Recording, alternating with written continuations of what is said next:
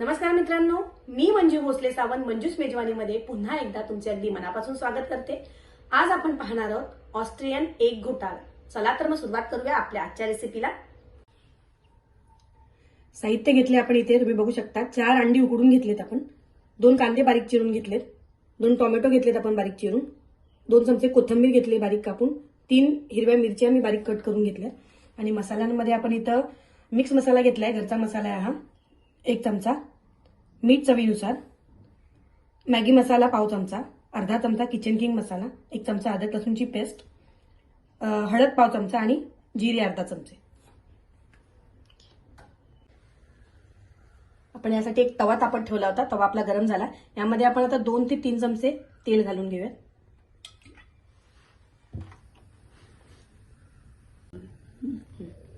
तेल आपलं तापले तर यामध्ये आपण एक अर्धा चमचा जिरे घालून घेऊया। तसेच त्यानंतर मिरची, बारीक चिरलेला कांदा घालून कांदा व्यवस्थित असा गोल्डन ब्राऊन होईपर्यंत आपल्याला फ्राय करून घ्या। बघू शकता मस्त असा कांदा आपला गोल्डन ब्राऊन झालाय। आता यामध्ये आपण 1 चमचा अद्रक लसूणची पेस्ट घालून व्यवस्थित असं फ्राय करून घेऊया।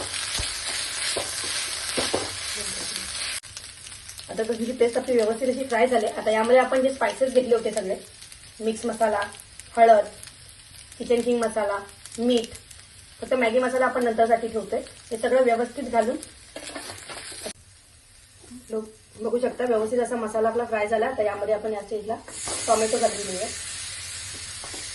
व्यवस्थित असं टोमॅटो आपण मॅश होईपर्यंत याला फ्राय करून घेऊया 2 ते 3 मिनिटं।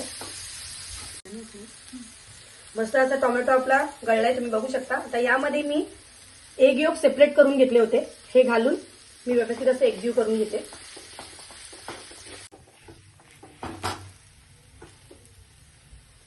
एग योक आपण व्यवस्थित मिक्स करून घेतले। आता यामध्ये आपण 2 ते 3 चमचे पाणी घालून व्यवस्थित असं एकजीव करून घेऊया।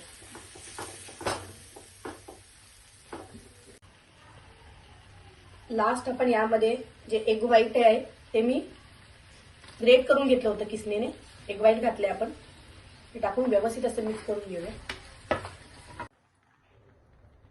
व्यवस्थित असं एकजीव झालंय आपलं, बघू शकता। आता यावर आपण कोथिंबीर घालून घेऊया। तसेच सर्वात शेवटी आपला राहिला होता आपला मॅगी मसाला, हा घालून व्यवस्थित असं एकजीव करून घेऊया आणि 2 मिनिटं ठेवून गॅस बंद करून आपण सर्विंग प्लेटमध्ये सर्व करून घेऊया आपला ऑस्ट्रियन एग घोटाळा। मस्त असता ऑस्ट्रियन एग घोटाळा आपला बनवून रेडी आहे। नक्की ट्राय करून बघा आणि कसा झाला हे कमेंटमध्ये कळवायला विसरू नका। धन्यवाद। रेसिपी आवडल्यास लाईक करा, शेअर करा, कमेंट करा आणि अजूनपर्यंत तुम्ही जर आपल्या चॅनलला सबस्क्राईब केलं नसेल तर सबस्क्राईब करायला विसरू नका। धन्यवाद।